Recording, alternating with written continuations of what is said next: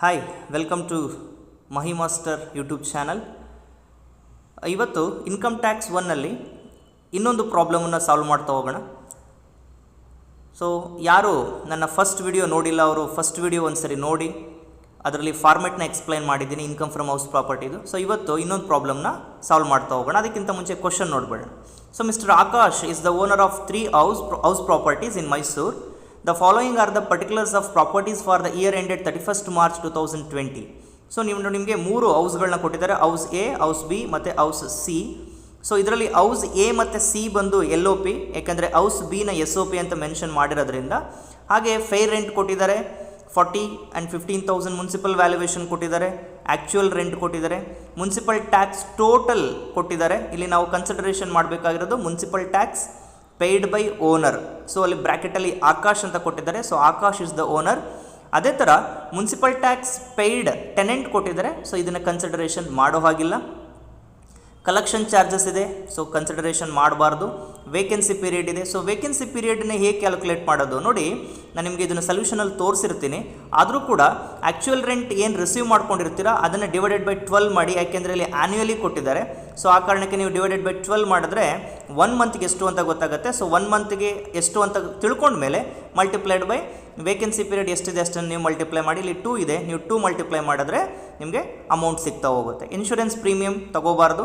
Interest on loan ಬ್ರ್ಯಾಕೆಟಲ್ಲಿ ನಿಮಗೆ taken for construction of building ಅಂತ ಕೊಟ್ಟಿದ್ದಾರೆ. ಸೊ ಆ ಕಾರಣಕ್ಕೆ ನಾವು ಇಂಟ್ರೆಸ್ಟ್ ಆನ್ ಲೋನನ್ನು ಇಲ್ಲಿ ಡಿಡಕ್ಷನ್ ಅಂಡರ್ ಸೆಕ್ಷನ್ 24 ಬಿನಲ್ಲಿ ನಾವು ಡಿಡಕ್ಷನ್ಸ್ನ ಮಾಡ್ತೀವಿ. ಸೊ ಸ್ಟ್ಯಾಂಡರ್ಡ್ ಡಿಡಕ್ಷನ್ 30% ಕೊಟ್ಟ ಆದಮೇಲೆ ನಾವು ಇದನ್ನು ಕೂಡ ಡಿಡಕ್ಟ್ ಮಾಡ್ತೀವಿ. ಹೌಸ್ ಬಿ ಇದೆ, ಅದು SOP, ಆದರೂ ಕೂಡ ನಾವು ಇಂಟ್ರೆಸ್ಟ್ ಆನ್ ಲೋನನ್ನು ಕನ್ಸಿಡರೇಷನ್ ಮಾಡಬೇಕಾಗತ್ತೆ. ಇನ್ನು ಯಾವುದನ್ನು ಹೌಸ್ ಬಿನಲ್ಲಿ ನಾವು ಕನ್ಸಿಡರೇಷನ್ ಮಾಡೋದಿಲ್ಲ. ಸೊ ಹೇಗೆ ಕ್ಯಾಲ್ಕುಲೇಷನ್ ಮಾಡಬೇಕು ಅಂತ ನೋಡ್ತಾ ಹೋಗೋಣ. ಸೊ ಕ್ಯಾಲ್ಕುಲೇಷನ್ ಮಾಡೋದಕ್ಕಿಂತ ಮುಂಚೆ ಮಹಿ ಮಾಸ್ಟರ್ ಯೂಟ್ಯೂಬ್ ಚಾನಲ್ ಯಾರ್ಯಾರು ಸಬ್ಸ್ಕ್ರೈಬ್ ಆಗಿದ್ದಿಲ್ಲ ಅವರು ಸಬ್ಸ್ಕ್ರೈಬ್ ಆಗಿ, ಶೇರ್ ಮಾಡಿ, ಕಮೆಂಟ್ ಮಾಡಿ, ಹಾಗೆ ಲೈಕ್ ಮಾಡಿ ಅಂತ ಹೇಳ್ತಾ ಈ ಪ್ರಾಬ್ಲಮನ್ನು ಸಾಲ್ವ್ ಮಾಡ್ತಾ ಹೋಗೋಣ.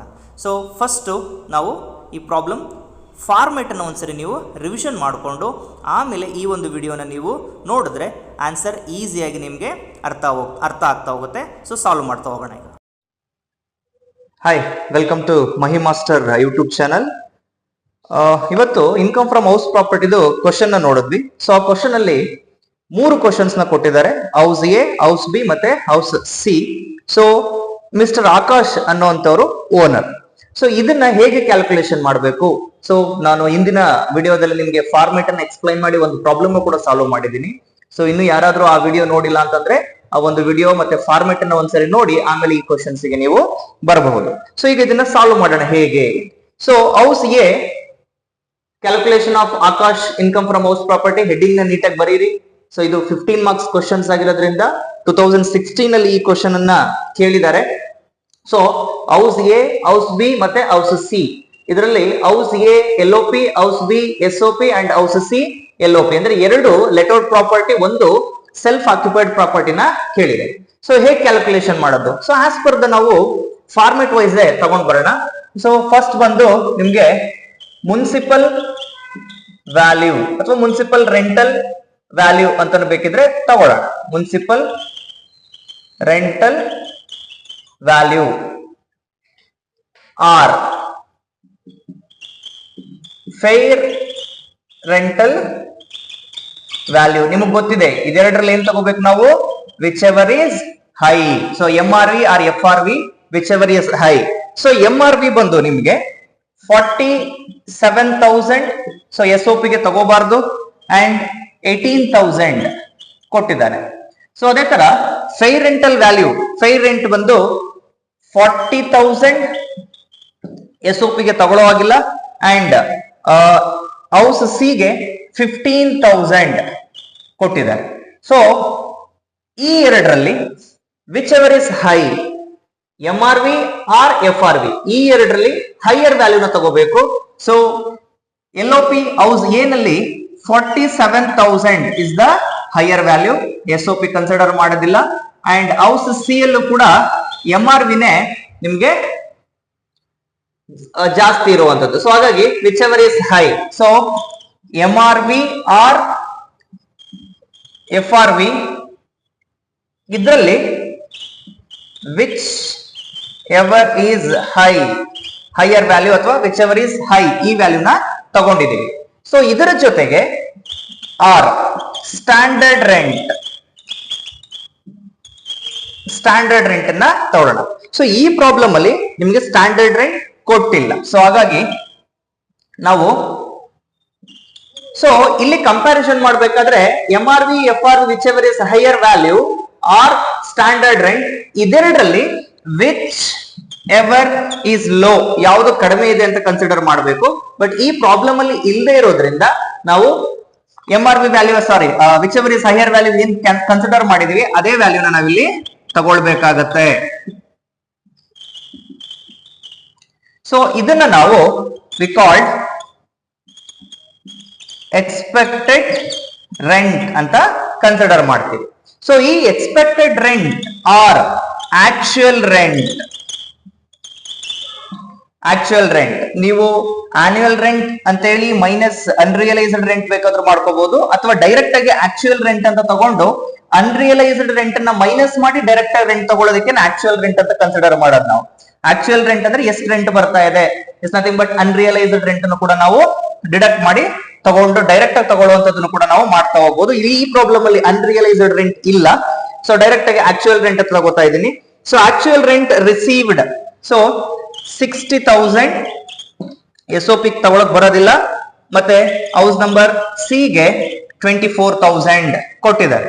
ಸೊ ಈ ವ್ಯಾಲ್ಯೂ ನಲ್ಲಿ ನಾವು whichever is higher, so ಈ ಎರಡು ವ್ಯಾಲ್ಯೂ ನಲ್ಲಿ ಅಂದ್ರೆ expected rent or actual rent, ಈ ಎರಡು ವ್ಯಾಲ್ಯೂಸ್ ಅಲ್ಲಿ ಯಾವ ವ್ಯಾಲ್ಯೂ ಜಾಸ್ತಿ ಇದೆ ಅದನ್ನ ಕನ್ಸಿಡರ್ ಮಾಡ್ತೀವಿ.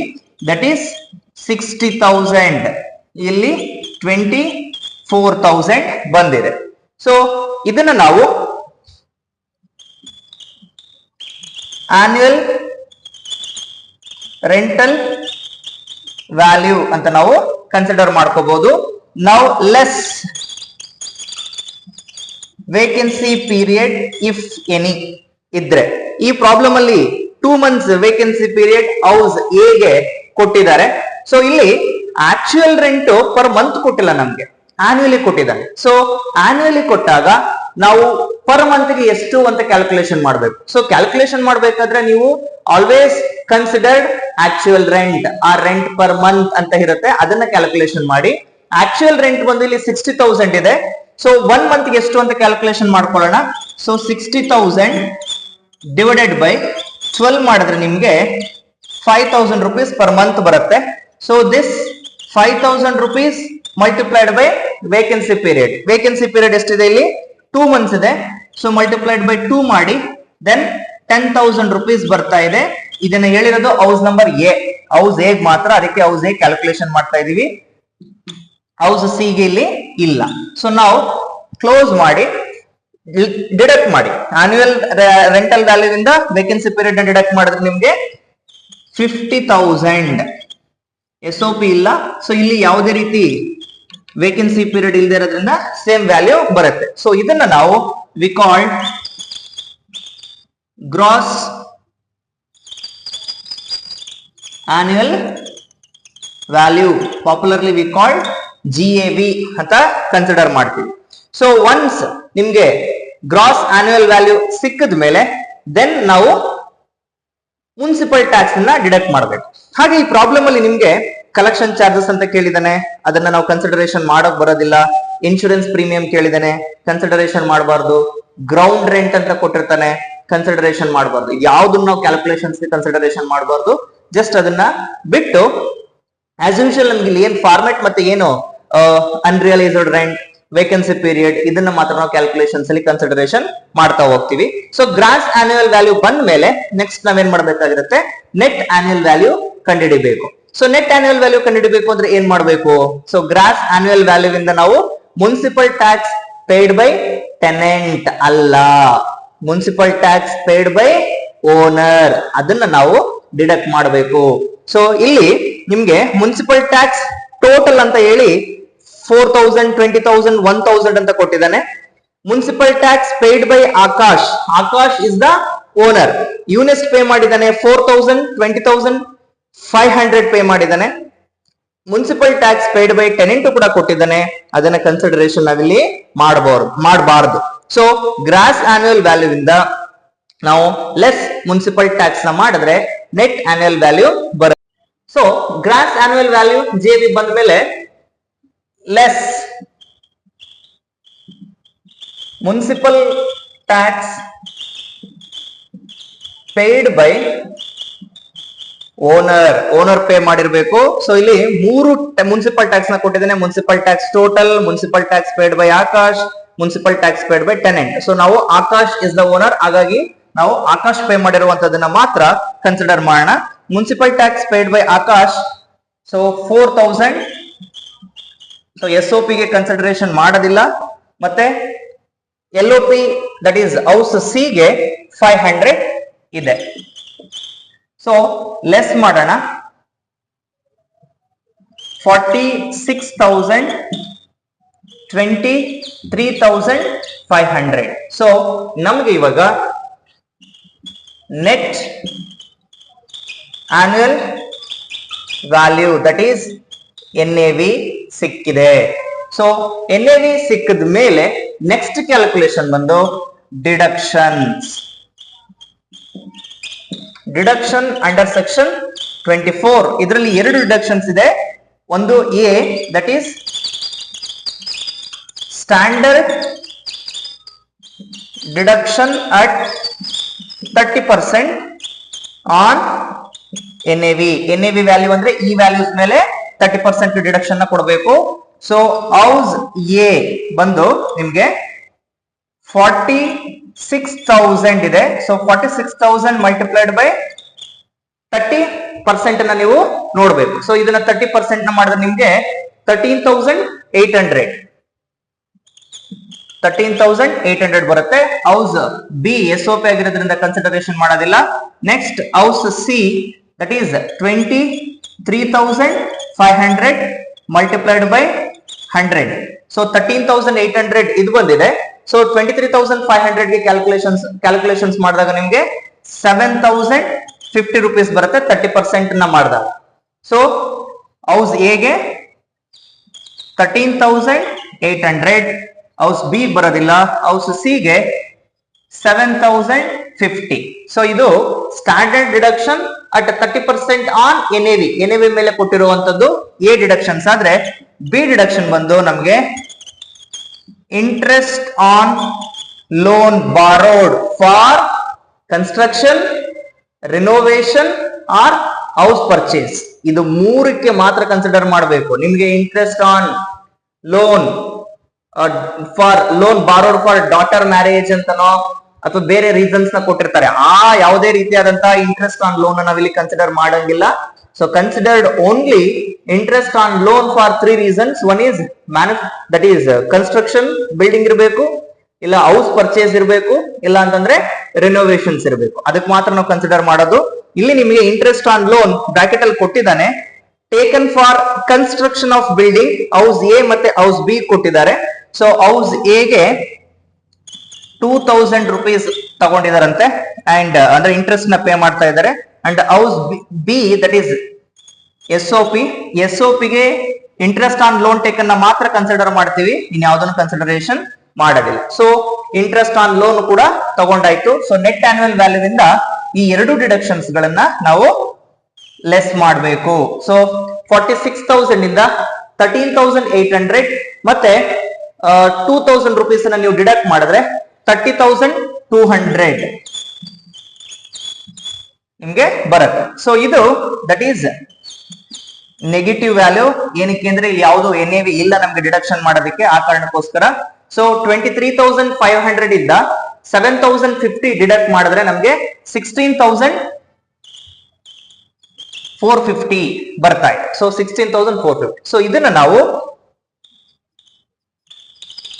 ಇನ್ಕಮ್ ಫ್ರಮ್ ಹೌಸ್ ಪ್ರಾಪರ್ಟಿ ಅಂತ ಹೇಳಿ ಬರೀತೀವಿ. ಬಟ್ ಇಷ್ಟನ್ನೇ ನೀವು ಬರೆದು ಸ್ಟಾಪ್ ಮಾಡುವಾಗಿಲ್ಲ, ನೀವು ಟ್ಯಾಕ್ಸಬಲ್ ಇನ್ಕಮ್ ನ ಕಂಡುಹಿಡಿಬೇಕು. So taxable income from house property ಹೇಗೆ ಕಂಡುಹಿಡಿಯೋದು ಸರ್? ನೋಡಿ, ಪ್ಲಸ್ ಪ್ಲಸ್ ಇದೆ, ಇಲ್ಲಿ ಬ್ರಾಕೆಟ್ ಅಲ್ಲಿ ಇದ್ರೆ ಇದು ಮೈನಸ್ ಅಂತ ಅರ್ಥ.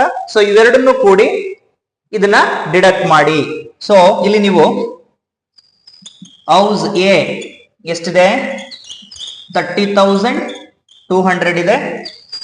ಹೌಸ್ ಬಿ 5,000 rupees ಇದೆ, that is minus. And house C 16,450 ಇದೆ.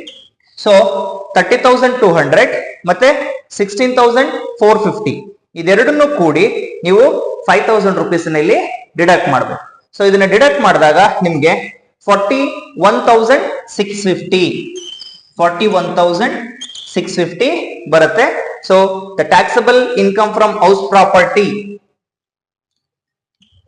ಎಷ್ಟು ಅಂತಂದ್ರೆ 41,650. ಇದು ಮಾತ್ರ ನಿಮ್ಗೆ taxable income from house property ಆಗ್ತಾ ಹೋಗುತ್ತೆ. ಸೊ ಈ ರೀತಿಯಾಗಿ ನಾವು ಇನ್ಕಮ್ ಫ್ರಮ್ ಹೌಸ್ ಪ್ರಾಪರ್ಟಿನ ಕ್ಯಾಲ್ಕುಲೇಷನ್ ಮಾಡಬೇಕಾಗತ್ತೆ. ಸೊ ನೀವು ಫಸ್ಟ್ ಮಾಡಬೇಕಾಗಿರುವಂತದ್ದು ಫಾರ್ಮೆಟ್ ನ ನೀಟಾಗಿ ನೋಡಿ. ನನ್ನ ಫಸ್ಟ್ ವಿಡಿಯೋದಲ್ಲಿ ಇನ್ಕಮ್ ಟ್ಯಾಕ್ಸ್ 1 ಅಂತ ಹೇಳಿ ಒಂದು ಫಸ್ಟ್ ವಿಡಿಯೋ ಮಾಡಿದ್ದೀನಿ. ಆ ವಿಡಿಯೋದಲ್ಲಿ ಫಾರ್ಮೆಟ್ ನ ಎಕ್ಸ್ಪ್ಲೈನ್ ಮಾಡಿದ್ದೀನಿ.